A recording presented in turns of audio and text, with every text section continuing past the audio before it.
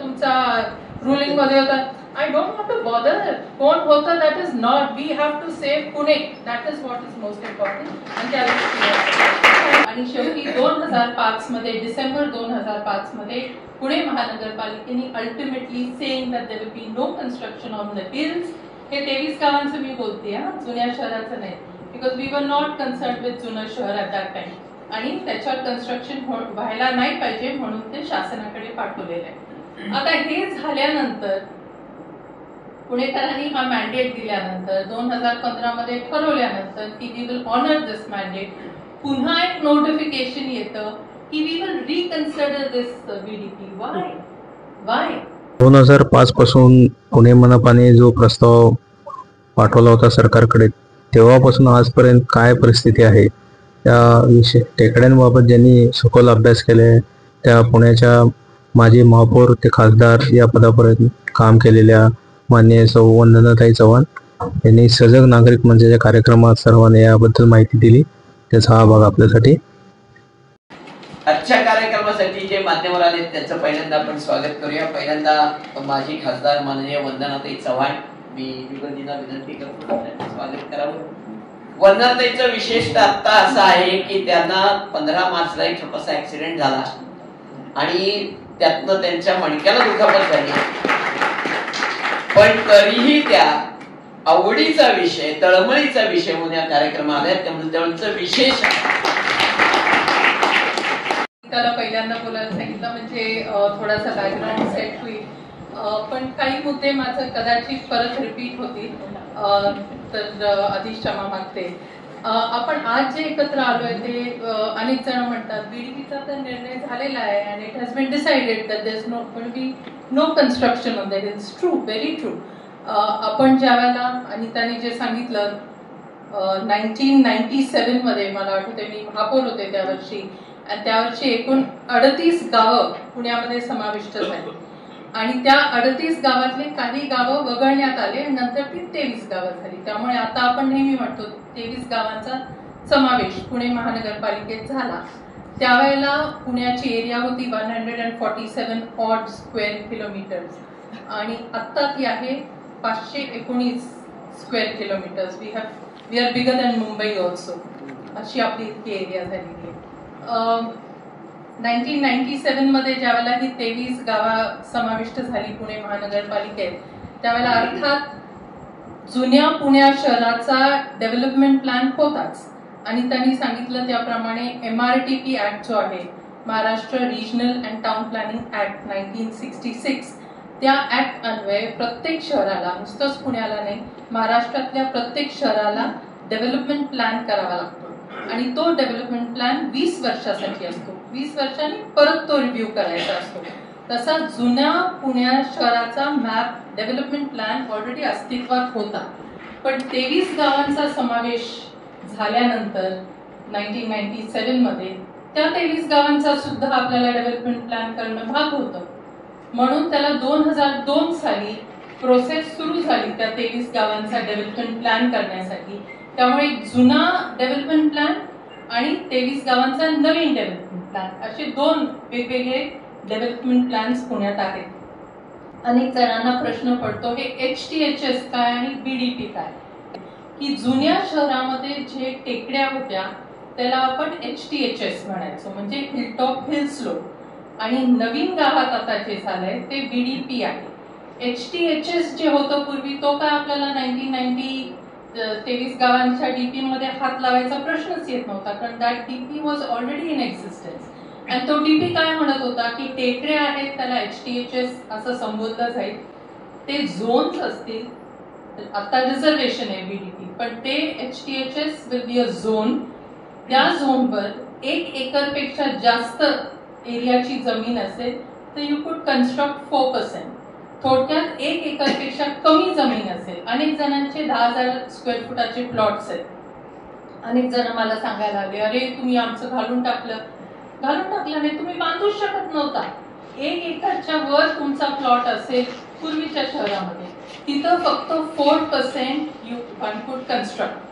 आणि ज्या वेळेला हा नवीन डीपी झाला त्याच्यामध्ये पूर्वीचं जे HTHS म्हणून आपण म्हणायचो म्हणजे हिल्स, त्या 23 गावात खूप हिल्स होते गावांमध्ये. त्याला प्लॅनिंग कमिटीने असं ठरवलं की ह्याला झोन नाही ठेवायचं, ह्याला बिलकुल बांधकामच अलाव करायचं नाही, कारण पुणे शहरातल्या नागरिकांनी सगळ्यांनी मिळून तो निर्णय घेतला आणि त्याच्यात एक्सपर्ट्स एकत्र आले होते आणि त्याचे नो कन्स्ट्रक्शन ऑन हिल्स. जे मला या ठिकाणी आवर्जून सांगायचंय की मला असं रिझर्वेशन होऊ शकतं असं मला स्वतःला सुद्धा माहित नव्हतं ऍज अ कॉर्पोरेटर. म्हणजे मला अजूनही आठवते, उज्ज्वल भाईंना आठवत असेल की मी ज्यावेळेला ऍज अ कॉर्पोरेटर 23 गावांच्या डीपीवर बोलले त्यावेळेला मी अशीच बोलले की हो म्हणजे गृहीत धरून की 4% अलावच होणार आहे आणि हे कसं बांधकाम असावं, अलॉंग द कॉन्टूअर असावं, स्टिल्टवर असावं, टेकडी न तोडता असावं, या पद्धतीचं मी पण भाषण केलेलं आहे महानगरपालिकेत. बिकॉज आय नेव्हर न्यू की रिझर्वेशन होऊ शकतं. पण नंतर असं लक्षात आलं की ज्यावेळेला हे सगळे नागरिक एकत्र आले, एक्सपर्ट्स एकत्र आले आणि मोर दॅन दॅट ज्यावेळेला उपसूचना महानगरपालिकेत आली की 4%च्या ऐवजी 20% बांधकामाला परवानगी द्यावी आणि हे सगळे हिल्स हे आरपी प्रमाणे रेकग्नाइज व्हावे. आता रिजनल प्लॅन मध्ये पूर्वी सॅटेलाइट इमेजेस नव्हते, इट वॉज एकदम म्हणजे व्हेरी काय म्हणायचं ब्रूड पद्धतीने मॅपिंग व्हायचं. त्यामुळे अनेक हिल्स दिसलेच नव्हते त्या मॅप्स मध्ये. आणि ज्यावेळेला ऍक्च्युली मॅप्स डिस्प्ले झाले महानगरपालिकेमध्ये, शाळेतलं कॉन्टूअरचं नॉलेज, जॉग्रफीमध्ये आपण सगळे कॉन्टूअर शिकलो. आयुष्यात मला वाटलं नव्हतं की मला जॉग्रफरला करणार, पण मला आयुष्यात वाटलं नव्हतं की मला त्या कॉन्टूअरचा उपयोग होईल. पण ते मॅप पाहिल्यानंतर मला दिसलं की गोल गोल गोल वेगवेगळे कॉन्टूअर्स होते and they were painted yellow. What does this mean? They were not painted green, they were painted yellow. आणि येलो हा कोड हा रेसिडेन्शियल साठी असतो. म्हणजे जसं ह्या प्लॉटवर तुम्ही बिल्डिंग FSI ची बांधू शकता, त्याच प्रकारे तुम्ही त्या हिलच्या कॉन्टूअर गोल गोल दिसतंय की हा हिल आहे कॉन्टूअरमुळे, पण त्याच्यावर तुम्ही सर्रास बिल्डिंग बांधू शकता. म्हणजे थोडक्यात तुम्ही हिल सपाट करून टाकणार होता. हे बघितल्यानंतर मी बेचैन झाली. मी पत्रकारांपर्यंत गेले, कारण त्यांना पण कळलं नव्हतं. अक्षरशः एक मीडिया हाऊसकडे गेले की अहो हे बघा कॉन्टूअर, तिचा येलो, आणि जाऊन ऍक्च्युली फोटो काढले ठिकठिकाणी. मी होते, माझे मिस्टर होते आणि सुनील माळी जर्नलिस्ट होते. तिघांनी जाऊन फोटो काढले, कारण वी हॅड टू प्रूव्ह की हे हिल्स आहेत आणि ते हिल्स दिसत होते प्रथमदर्शनी.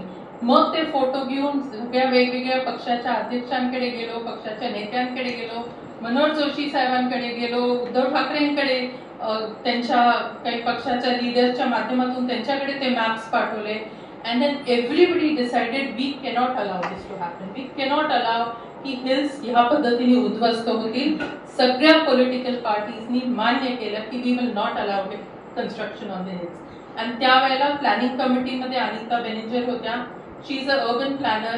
अनेक एक्सपर्ट्स बरोबर सगळ्या पुणेकरांनी ठरवलं बिलकुल 4% सुद्धा नाही, आम्हाला बांधकामच नको.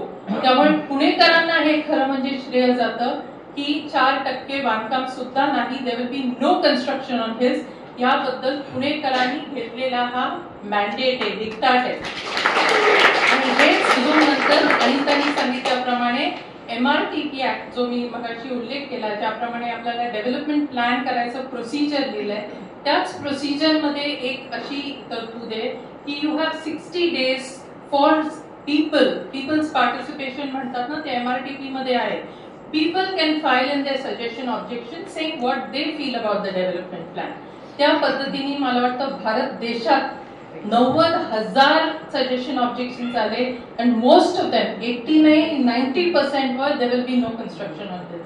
ह्या पद्धतीचे पुणेकरांनी धो पाऊस पाडला ऑब्जेक्शन्स आणि सजेशन्सचा.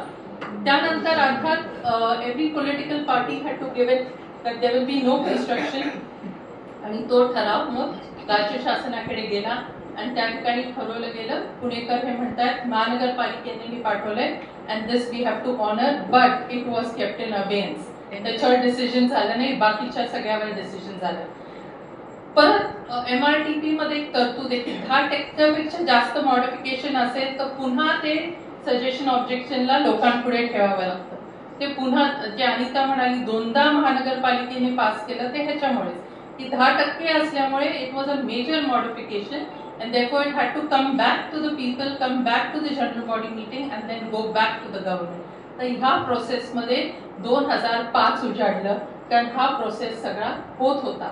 आणि शेवटी 2005 मध्ये डिसेंबर 2005 मध्ये पुणे महानगरपालिकेने ultimately saying that there will be no construction on the hills. हे 23 गावांचं मी बोलते हा, जुन्या शहराचं नाही, because we were not concern with जुनं शहर ॲट दॅट टाइम. आणि त्याच्यावर कन्स्ट्रक्शन व्हायला नाही पाहिजे म्हणून ते शासनाकडे पाठवलेलं आहे. आता हे झाल्यानंतर पुणेकरांनी हा मॅन्डेट दिल्यानंतर 2015 मध्ये ठरवल्यानंतर की we will honour this mandate, पुन्हा एक नोटिफिकेशन येतं की we will reconsider this BDP. Why 8 एप्रिलला नोटिफिकेशन शासनाने काढलेलं आहे आणि हे 8 एप्रिलचं नोटिफिकेशन मध्ये एक कमिटी स्थापन केली, जी रमानाथ झा पूर्वीचे कमिशनर होते त्यांच्या अध्यक्षतेखाली ही कमिटी आहे. आणि त्याच्यात मला मुद्दामून वाचून दाखवायचंय की हे पण असं पण म्हणतात की आता हिलटॉप हिलस्लोप तुम्हाला कळलं ना, जुन्या शहराला हिलटॉप हिलस्लोप, नवीन 23 गावांच्या डेव्हलपमेंट प्लॅन मध्ये इट इज बीडीपी. त्यामुळे हिलटॉप हिलस्लोप आणि बीडीपीच्या संदर्भातला हा आदेश आहे, हे नोटिफिकेशन आहे. आणि त्याच्यात असं त्यांनी म्हटलंय की सदर हिलटॉप हिलस्लोप विभागात समाविष्ट असलेल्या जमिनी व बीडीपी आरक्षणातील, बीडीपी आरक्षण आहे आणि हिलटॉप हिलस्लोप हा झोन आहे. तर हे लक्षात घ्या, फरक कळला नाही तर जरूर विचारा परत. या जमिनी या पर्यावरण दृष्ट्या संवेदनशील असून उक्त जमिनी विकास योजनेचा महत्वाचा भाग आहे. म्हणजे दे आर ऍक्सेप्टिंग की हे इको सेन्सिटिव्ह झोन्स आहेत, हे मान्य तर करतंय गव्हर्नमेंट. पण पुढे ते असं म्हणतात, सदर हिलटॉप हिलस्लोप विभागात समाविष्ट असलेल्या जमिनी व बीडीपी आरक्षणातील जमिनीच्या मालकांकडनं उक्त जमिनीवर वापर विभाग किंवा आरक्षण वगळून सदरभू जमिनी रहिवासी विभागात समाविष्ट करण्याच्या अनुषंगाने शासनास अनेक निवेदनं प्राप्त झाली आहेत. How the hell can you consider these नाव? पुणेकरांनी एकदा मॅन्डेट दिला की you have to keep it as hilltop hillslope. कित्येक जणांनी पत्र पाठवलं म्हणजे you will reopen the case. आपण कोणी पाठवलं की तुम्ही ऑनर करा असं नाही आपण म्हटलं. ह्यांनी हे पाठवलं, जे जमीन मालक आहेत त्यांचं काय चूक आहे असं मी म्हणणार नाही.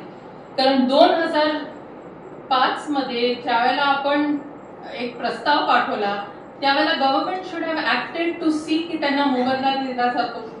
शेवटी मालक आहेत ते जमीन मालक आहेत, त्यांना मोबदला पण दिला पाहिजे. आपल्याला स्वच्छ हवा पाहिजे तर त्यांना मोबदला पण मिळाला पाहिजे. बरं, त्यासाठी गव्हर्नमेंटने एक कमिटी पण स्थापन केली, जैन कमिटी म्हणून त्याला संबोधण्यात येतं. त्या जैन कमिटी रिपोर्ट मध्ये शासनाने स्पेसिफिक त्यांना हे काम दिलं की ह्या ज्या जमिनी अक्वायर केल्या जातील त्यासाठी त्या मालकांना मोबदला किती द्यायचा हे तुम्ही सांगा. जैन कमिटीने पूर्ण अभ्यास केला आणि त्याच्यात नीरीचे रिप्रेझेंटेटिव्ह होते, मोठमोठ्या संस्थांचे रिप्रेझेंटेटिव्ह होते. They studied the whole picture. They decided की 4% नको, 4% का, तर HTHS ला 4% बांधकाम होतं. सो ते नाही 4% जरा कमी होतंय म्हणून आपण 8% देऊ. सो 8% त्यांना ग्रीन TDR म्हणून द्या, त्याला नाव पण दिलं होतं त्यांनी, ग्रीन TDR. आणि जर जमीन मालकांनी एका वर्षात महानगरपालिकेला ते हँडओव्हर केलं तर त्यांना 2% इन्सेंटिव्ह द्या. म्हणजे थोडक्यात त्यांना 10% ग्रीन TDR जमीन मालकांना द्या. आता हा जर रिपोर्ट 2008 मध्ये झाला, why has government slept over it? ही जी कमिटी आता करतायत ती जमीन मालकांकडनं आम्हाला पत्र आली आहेत, मग अशी कमिटी का नाही गव्हर्नमेंटनी स्थापन केली की हा ग्रीन TDR आपण कसा देव करायचा ह्याच्यावर का नाही कमिटी केली, ते प्रोसिजर कसं करायचं हे का नाही केलं? So this is something which is just not palatable. दुसरी एक गोष्ट शासनाने खूप चांगली केली होती ह्या दरम्यानच, की त्यांना लक्षात आलं की खूप बांधकामं होत आहेत, इलिगल कन्स्ट्रक्शन होत आहेत आणि म्हणून त्यांनी असं सगळ्या पुण्यासाठी होतं पण सगळ्या महानगरपालिकांना लागू केलं की प्रत्येक 6 महिन्यांनी सगळ्या शहरांचे सॅटेलाइट इमेजेस काढायचे. टेक्नॉलॉजी तर आता एवढी आहे, रिमोट सेन्सिंग एवढं आहे, इस्रोला गेलं किंवा even you can find satellite images. तर गव्हर्नमेंटनी स्वतःहून सांगितलं आणि स्पेसिफिकली त्याच्यात लिहिलं, माझ्याकडे नोटिफिकेशन पण आहे की खूप इलिगल कन्स्ट्रक्शन मशरूम होत आहे सगळीकडे And to stop this, we must use latest technology. And त्याच्यासाठी सगळ्या शहरांनी, it was meant for Pune, but it was made applicable to all cities in Maharashtra, की सॅटेलाइट इमेजेस काढायचे. आणि हे सॅटेलाइट इमेजेस दर 6 महिन्यांनी काढायचे, जेणेकरून यू विल अंडरस्टँड की कुठे इलिगल कन्स्ट्रक्शन होतंय. पण महानगरपालिकेने त्याच्यावर देखील काही केलं नाही. प्रत्येक आयुक्त आला की आम्ही त्यांना सेटल व्हायचा एक थोडा टाइम द्यायचो. मी अनिता किंवा मी प्रशांत मध्ये किंवा मी एकटी कधी कधी आणि बाकीचे मेंबर्स असं जाऊन आम्ही आयुक्तांना भेटायचो, पत्र द्यायचो की असं असं आहे सर्क्युलर, सो तुम्ही सॅटेलाइट इमेजेस काढा. मी ॲज अन MP इस्रोला गेले होते, तिथं पण आय हॅड फाउंड आउट की फ्री ऑफ कॉस्ट तुम्हाला इमेजेस मिळू शकतात. पुण्यात एक IT कंपनी आहे, त्यांच्याशी त्यांना भेटून ते पण म्हणाले होते we will give you free of cost software where you will be able to make out what was the picture 6 months back and what it is today to understand की कुठे illegal construction झाले. पण sorry, महानगरपालिकेने काही केलं नाही. केलं आता कुठेतरी केलं 1-2-3 वर्षापूर्वी, पण ते केलं आणि ते सगळं प्रॉपर्टी टॅक्स साठी तो सॅटेलाइट इमेजेस वापरण्यात आला. वापरानं काही प्रॉब्लेम नाही, अनेक गोष्टींसाठी वापरा, फिल्टर्स लावा and use it, no problem. But what was the main objective? The main objective was very clear. मी वाचत नाही आता ते की अनधिकृत बांधकामाला रोख लावण्यासाठी हे सॅटेलाइट इमेजेस काढायचे. 2006 काही नोटिफिकेशन काढलं, परत 2005 आणि 2016 दोनदा नोटिफिकेशन काढलं, पण नथिंग वॉज डन. आणखीन एक खूप महत्वाचं आणि इंटरेस्टिंग नोटिफिकेशन महाराष्ट्र शासनाने काढलं आणि ते असं काढलं की इलिगल कन्स्ट्रक्शन होत आहेत, त्याच्यावर आळा घातला पाहिजे म्हणून. Again it was meant for Pune but it was made applicable all over Maharashtra.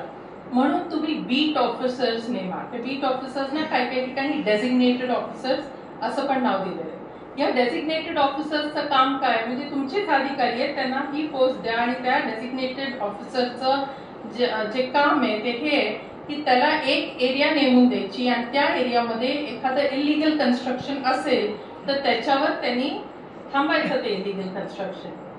Bit officers नेमले गेले, त्यांना डेझिग्नेटेड ऑफिसर्स पण म्हटलं गेलं की नाही म्हणून, पण बीट ऑफिसर्स नक्की नेमले गेले कारण माझ्याकडे लिस्ट आहे त्या बीट ऑफिसर्सची. एक तरी बीट ऑफिसरनी काय काम केलेलं दिसतंय का, तर नाही.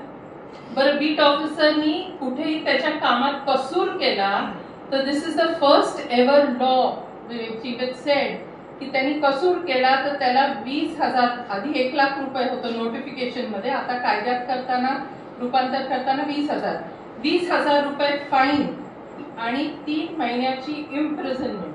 There is no other law which says ऑफिसरला इम्प्रिझनमेंट होऊ शकते किंवा फाईन होऊ शकते और both.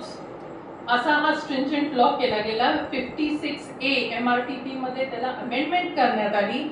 But have you seen even a single officer who has been held up for this? Not a single officer.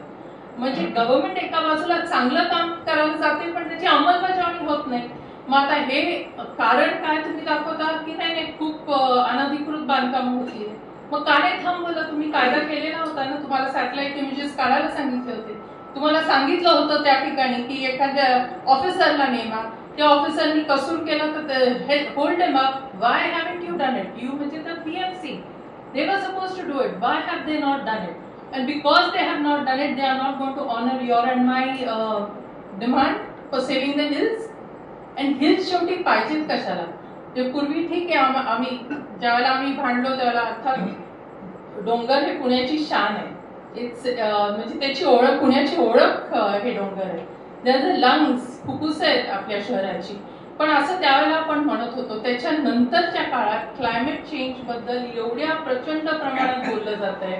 जे I remember had gone to Montreal for a climate conference where mayors from all over the world had come आणि 3 दिवसाची ती conference होती. मला 20 मिनिटाचा एक slot होता parallel sessions मध्ये, केवळ हे सांगण्यासाठी की पीपल्स मुवमेंटमुळे how you can save the environment. That was the हिल्सचा जो आपला अनुभव होता पुणे शहराचा, तो त्या ठिकाणी सांगायचा होता. पण त्या 3 दिवसाच्या कॉन्फरन्समध्ये from day 1 there were 2 things which were being said. One was being said की अमेरिका त्यावेळेला Kyoto protocol was the latest, की प्रत्येक देशाने म्हणायचं होतं की आम्ही आमचा कार्बन फुटप्रिंट कमी करणार. पण America obviously is the highest carbon footprint, पण त्यांनी त्याच्यावर सही नव्हती केली. So they were getting out at America. And the other thing which was very very important was saying north and south pole हे तर हॉटस्पॉट्स आहेतच क्लायमेट चेंजसाठी, but the other hotspots are India and Bangladesh. I was totally ignorant about this, and I'm sure all of us here were, except the experts and scientists. India and Bangladesh are going to be the worst as far as climate change is concerned. 2005 मध्ये ते काय आपल्याला दिसत नव्हतं, एवढा अनुभव नव्हता, एखादा मुंबईचा डेल्यूज झाला होता, पण असं काही एवढं भयानक परिस्थिती होईल असं माहित नाही. पण पुण्याचं आता ज्यावेळेला 43 डिग्री सेंटीग्रेड होतं, पुण्यामध्ये ज्यावेळेला क्लाउड बस्ट होतं, पुण्यामध्ये ज्यावेळेला फ्लडिंग होतं, पुण्यामध्ये ज्यावेळेला एअर पोल्युशन वाढतं आणि all sorts of things happening not only in Pune but all around us, त्यावेळेला आपल्याला कळतं की climate change is real. And it's not only real, it is really going to face a huge danger to us. आणि म्हणून in that context hills तर आता आणखीनच महत्व झाले. ओपन स्पेसेस तुम्ही जर ठेवले नाही वेर आपल्याला ऑक्सिजन मिळेल. कोविडच्या काळात ऑक्सिजनचं महत्व आता खूप कळलंय. शाळेत शिकलेलो आहोत की झाडं हे ऑक्सिजन देतात आणि कार्बन डायऑक्साईड शोषून घेतात. कार्बन डायऑक्साईड शोषून घेण्याचं आपण फारसं लक्ष दिलं नाही, पण आता त्याचं महत्व कळतंय. कारण ज्यावेळेला आपलं प्रदूषण गाड्यातून बाकी इतर सोर्सेस मधनं ज्यावेळेला प्रदूषण हवेत जातं, आपलं कार्बन फुटप्रिंट वाढतं, त्यावेळेला झाडं ते शोषून घेतात आणि म्हणून झाडं आणि ओपन स्पेसची गरज आहे. आणि ती गरज म्हणून आता तर टेकड्या आणखीनच महत्वाच्या झालेल्या आहेत. आणि म्हणून या दृष्टीने टेकडी ही अत्यंत महत्वाची आहे. 4% बांधकाम म्हटलं तर ते 4% राहत नाही, कारण त्याच्याबरोबर रस्ता येतो, त्याच्यावर पाण्याची लाईन येते, त्याच्यावर ड्रेनेजची लाईन येते, त्याच्याबरोबर इलेक्ट्रिसिटीचे पोल्स येतात, त्याच्यात सिमेंट येतं, all sorts of things. So टेकडी राहत नाही, ती कापली जाते. आणि त्यामुळे आता म्हणजे त्यावेळेला मी 4% बांधकाम म्हणजे मला माहितीच नव्हतं रिझर्वेशन होऊ शकतं, म्हणून मी पण त्या बाजूनी बोललेले होते की 4% बस. पण आता कळतंय की yes we were right, we will not allow construction. दुसरी गोष्ट महत्वाची आहे, टेकड्या म्हणजे मायक्रो क्लायमेटची जागा आहे. They control the temperatures, they control air pollution, they maintain biodiversity. All these things are extremely important. पूर्वी बायोडायव्हर्सिटी ऍक्ट नव्हता, आता आहे, बिकॉज आता बायोडायव्हर्सिटीचं महत्व आपल्याला कळालंय. आणखी महत्वाची गोष्ट आहे म्हणजे these are also micro catchment areas. पुण्यामध्ये तुम्हाला कदाचित माहिती असेल की देर आर 399 डग वेल्स, विहिरी जे माणसांनी बनवलेले आहेत, आणि 4820 बोरवेल्स आहेत. आता त्याचे किती फंक्शनल आहेत आय रिअली डोंट नो, कारण आय नो ऑफ केसेस. साधी एक गोष्ट देते तुम्हाला जस्ट सांगायला की बोरवेल्स कशा ड्राय व्हायला लागलेल्या आहेत. सेनापती बापट रोडच्या बाजूला विश्रामबाग सोसायटी आहे, फार जुनी आहे, आणि त्याला मला वाटतं महानगरपालिकेचं त्यांना उजवली पाणीच गरज नव्हती, कारण त्यांच्याकडे मुबलक पाणी असायचं बोरवेलचं. काही नातेवाईक राहतात तिथं, त्यामुळे मला माहिती झालं हे. आणि ज्यावेळेला ती ICC बिल्डिंग आली ना, तिथं 2-3 मजले आपण खणलं फॉर पार्किंग, तेव्हापासून बोरवेल सगळे ड्राय होऊन गेले. कोण आहे विश्रामबाग मध्ये राहणार? तिथे मला एवढी सांगितलं होतं नंदूजींनी, खाली जे पाणी साठलं होतं ना ते त्यांनी रस्त्यावर ओतून दिलं, आणि हेच Yashwantrao Chavan. So this is exactly what I'm saying. So तिथल्या बोरवेल्स ड्राय होऊन गेले. दुसरं मॉडेल कॉलनीच्या तिथं सुद्धा जो लेक भरायचा तो ॲक्वाफर्स मुळे भरायचा. एका दिवशी मला एकाचा फोन आला आणि सांगितलं ताई काहीतरी करायचं, धबधब्यासारखं पाणी वाहतंय, काय झालंय बघा. मी सिटी इंजिनियरला फोन केला. सिटी इंजिनियर म्हणाले उद्या मी कोणाला तरी पाठवतो. पाठवलं त्यांनी, आणि फोन आला दुसऱ्या दिवशी तर काय नाही. म्हणजे मला वाटलं पाण्याची लाईन किंवा ड्रेनेजची लाईन फुटली असेल, तर फोनवर सांगितलं नाही काय लाईन बिन नाही फुटली. मग काय झालं? काय नाही, ते खालचा झरा आहे ना जमिनी खालचा, तो कुठेतरी फुटला. म्हणतो आता झऱ्याला तुम्ही जसं पाण्याच्या लाईन आहे ड्रेनेजच्या लाईनला महत्व आहे तसंच ॲक्विफरला महत्व आहे. आणि तेव्हापासून ज्या पद्धतीने तो मॉडेल कॉलनीचा लेक भरायचा त्या पद्धतीने तो भरत नाही, फक्त पावसाच्या पाण्याने भरतो. बाकीचे कुठे इथं तिथं झरे असते. गुरुदास नुलकर बहुतेक सगळ्या एन्व्हायरमेंटलिस्टला ओळखीचे, ते सदाशिव पेठेत राहतात. जुनी विहीर आहे त्यांच्या घरी, मी ऐकलंय काही फ्रेंड्स कडनं, मला त्यांना विचारायचं आहे. आणि शेजारी त्यांच्या बिल्डिंग रिडेव्हलपमेंट मध्ये गेली आहे, आणि रिडेव्हलपमेंट मध्ये सेम 2 मजले खाली खणले विवेक जे आपल्याला हे कधीतरी हा इश्यू काढावाच लागणार आहे. खणतायत ना खाली, हे थांबवलं पाहिजे आपल्याला. ते केल्यामुळे ह्यांची विहीर ड्राय होऊन गेली. So all these borewells are providing water to the tune of I don't know how many litres per day, million litres per day ते ड्राय होऊन चाललेले आहेत. सो हे सुद्धा चाललेलं आहे. सो बेसिकली हिल्सवर that's a micro catchment area आणि त्यातनं ते ॲक्विफर्स चार्ज होतात. सो त्याच्यावर बांधकाम, त्याच्यावर सिमेंट आलं तर तो सुद्धा प्रॉब्लेम फार मोठा होणार आहे. आणि शेवटचा मला एक मुद्दा फक्त या ठिकाणी सांगायचा आहे की आपले जे रिपोर्ट्स आहेत, डेव्हलपमेंट प्लॅन असेल, सिटी डेव्हलपमेंट प्लॅन असेल, लेटेस्ट सिटी डेव्हलपमेंट प्लॅन हे 2041 पर्यंतच आहे. 2041 चे प्रोजेक्शन्स आहेत की एवढं पॉप्युलेशन होणार, एवढी डेन्सिटी होणार, एवढी आपल्याला पाण्याची उपलब्धता लागेल, हे ड्रेनेजचं एवढं सुवेज जनरेट होईल, असं 2041 पर्यंत आहे. फॅन्टॅस्टिक. आय मीन इतकं लॉंग टर्म आपण विजन ठेवून डॉक्युमेंट्स बनवतो, दॅट इज ॲब्सोल्युटली फॅब्युलस. पण हे सगळं करत असताना you see the population trend, कसा हे पॉप्युलेशन पूर्वीच्या काळात वाढत वाढत गेलंय. There is a some consistency ते कसं वाढतं ते. आणि म्हणून असं प्रोजेक्ट केलंय की 2041ला त्या ट्रेंड प्रमाणे it will be 85 lakhs population पुण्याचं असणार आहे. आता डिसेंबर 2020 मध्ये सजग नागरिक मंचनी मला वाटतं UDCPR वर एक वेगळा सत्र ठेवावं. डिसेंबर 2020 मध्ये काय झालं, हे सगळे projections have gone haywire. And Y?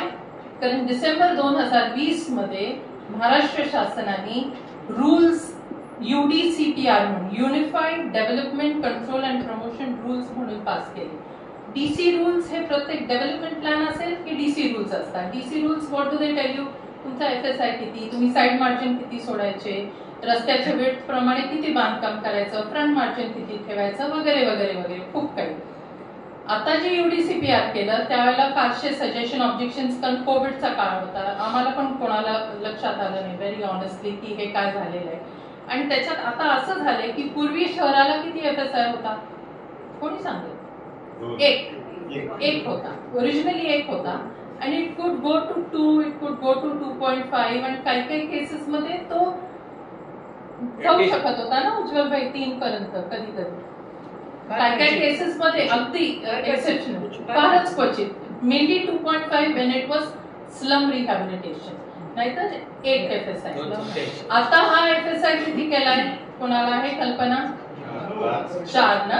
4 आपण ऐकलेले आहेत. म्हणजे कुठे मेट्रो रूटच्या बाजूनी अर्धा किलोमीटर इथं आणि अर्धा किलोमीटर 4 करायचा.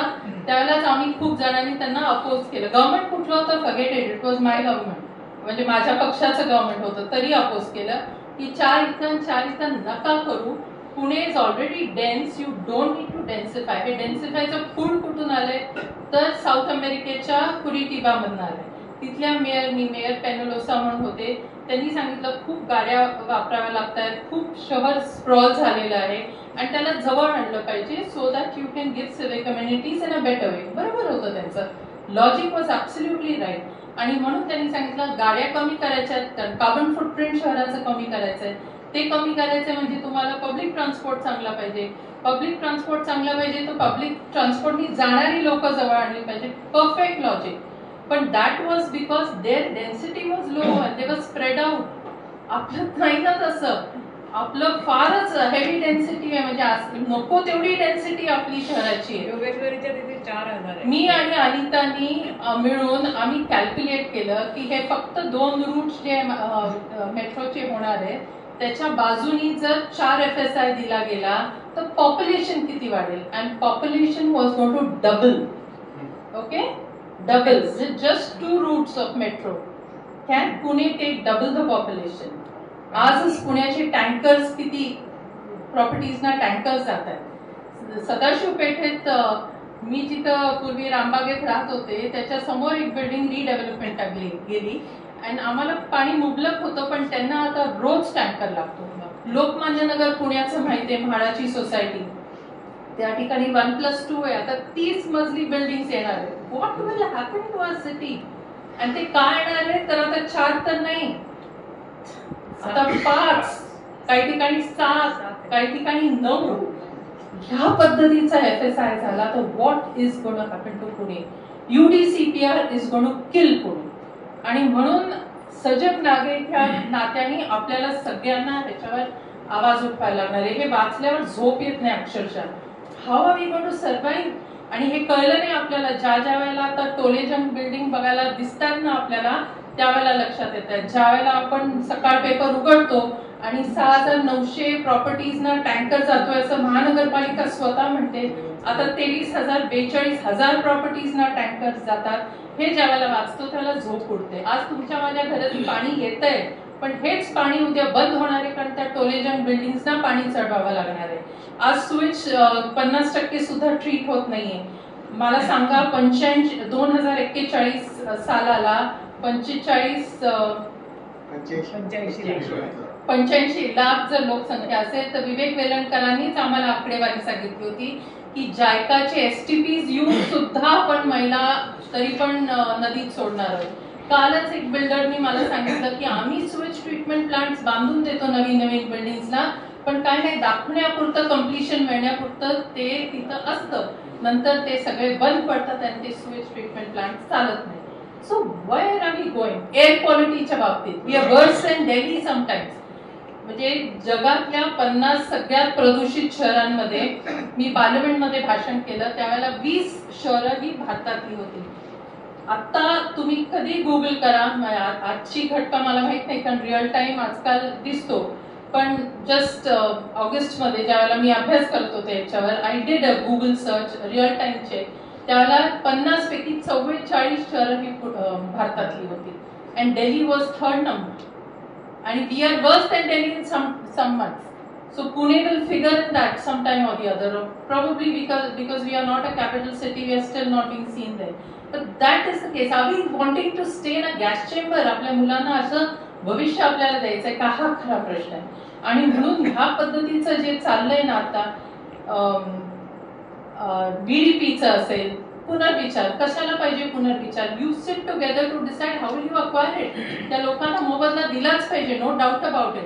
ह्याच्यासाठी मला आठवते आम्ही मीटिंग घेतली होती आयुक्तांवर. कुठले आयुक्त होते? अनिता मे बी रिमेंबरिंग, पण त्याच्यात अरुण फिरोदिया साहेब पण होते त्या मीटिंगसाठी. आणि अरुण फिरोदियांनी त्या ठिकाणी आम्ही तेच सांगायला गेलो होतो कमिशनरला की काहीतरी तुम्ही फॉर्म्युला काढा की आपल्याला त्या लँड ओनर्सला दिला पाहिजे मोबदला. तर त्याच्यासाठी ग्रीन फंड सुरू करा. लोक देतील, CSR मधनं देतील. आणि तिथं अरुण फिरोदिया होते त्या मीटिंगला. त्यांनी सांगितलं आत्ताच्या आत्ता मला सांगा, नाव सांगा कुठल्या अकाउंट मध्ये मी 10 लाख रुपये उद्या पाठवून देतो. Nothing has been done. म्हणजे तुम्ही एका बाजूला करायचं नाही, सांगितलेलं आहे त्याचा अंमलबजावणी करायची नाही, आणि दुसऱ्या बाजूला तुम्हाला हे पुरा सत्यानाश करायला निघायचं आहे. I think this is something we cannot accept. आपण ऑलरेडी खूप डेफिसिट आहोत. URD PFI म्हणून काही गाईडलाईन्स आहेत सेंट्रल गव्हर्नमेंटच्या. ते असं सांगतात की 1000 लोकसंख्येच्या मागे इतकं ओपन स्पेस पाहिजे, 1000 लोकसंख्येच्या मागे इतकं स्कूल, इतके हॉस्पिटल किंवा हेल्थ केअर सर्व्हिसेस पाहिजे. URD PFI चे नॉर्म्स घालून दिले. अगदी तंतोतंत झाले पाहिजेत असं बिलकुल नाहीये, पण आहेत ते नॉर्म्स. आणि त्याच्यामध्ये तुम्हाला मजा वाटेल, ओपन स्पेसेस जर पाहिल्या तर प्रत्येक माणसाला 10 ते 12 स्क्वेअर मीटर ही पर पर्सन ही एवढी ओपन स्पेस लागते. ओपन स्पेस दुसऱ्या अर्थी असं पण सांगितलेलं आहे की in a large and metropolitan city 1.2 to 1.4 hectare per 1000 people अशी ओपन स्पेस पाहिजे.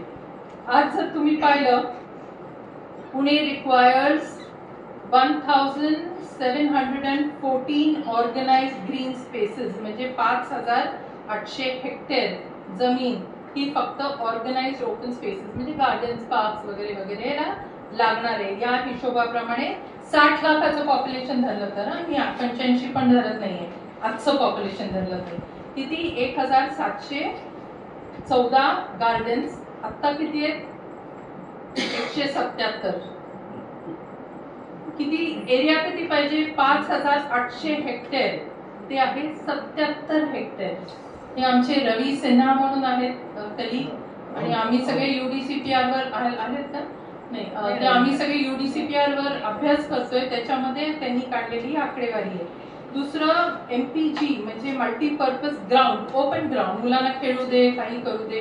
It is meant to be open space, it is a lung. ह्याच्यासाठी तुम्हाला लागणार आहे 216 हेक्टर, आज आहे 38 हेक्टर.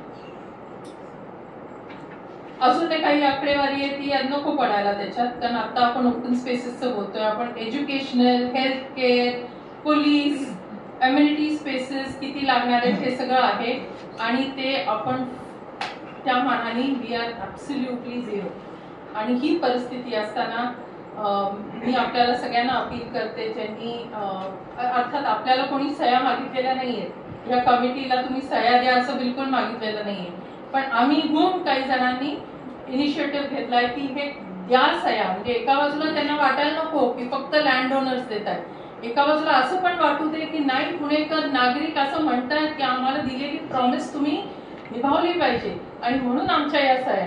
तर 31,000 सह्या ऑलरेडी मागच्या आठवड्यात आपण सबमिट केल्या. Number is not important, that you are going there is important, but yes number is also important. कारण आपण I am sorry, I should have said it's not important, it is important. तुम्ही ज्यांनी सह्या केल्या नसतील ते मी विवेकजी आणि जुगल राठीजी यांना विनंती करीन. Great great. सो खूप जण ठिकठिकाणी टेकड्यांवर जात आहेत, जिथं जिथं पॉसिबल आहे तिथं जात आहेत आणि सह्या घेत आहेत. प्रत्येकाने 100 सह्या घेऊन महानगरपालिकेला आपण 8 तारखेपर्यंत त्यांनी रिपोर्ट त्यांचा द्यायचा आहे, म्हणून आपण ठरवलं होतं त्याच्या आधीच द्यायला पोचल्या पाहिजेत आपल्या सह्या.